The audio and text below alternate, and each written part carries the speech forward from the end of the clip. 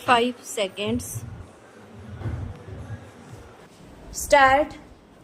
अध्यक्ष महोदय, सरकार चाहती है कि अन्न के मामले में देश आत्मनिर्भर बने, तो मेरा सुझाव है कि जिन जगहों पर काफ़ी संख्या में ट्रैक्टर से काम लिया जा रहा है, आपको कोई कारखाना खोलना चाहिए और सस्ती कीमत पर उनकी मरम्मत की व्यवस्था करनी चाहिए।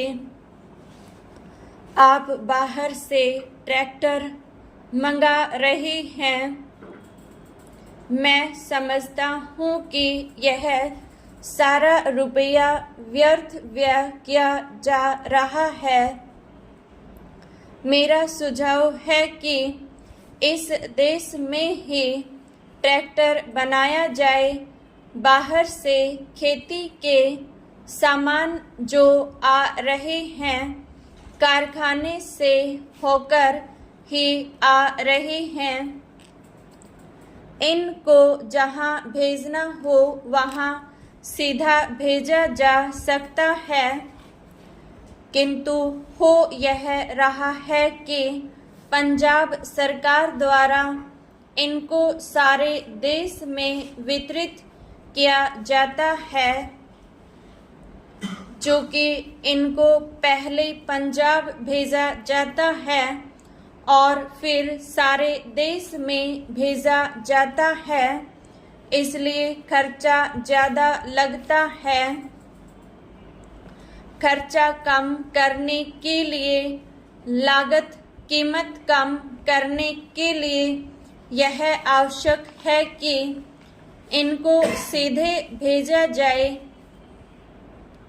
मैं समझता हूँ कि इसमें कोई औचित्य की बात नहीं है। इस पर भी आपको विचार करना चाहिए। आपको किसानों की सहायता करना चाहिए। उनकी हिम्मत आप न तोड़ें। हमें चाहिए कि उनको हम सस्ते दामों पर खाद दें, बिजली दें, बीज दें और पानी भी दें। लेकिन ऐसा न करके हम देख रहे हैं कि हर चीज़ के दाम बढ़ाए जा रहे हैं।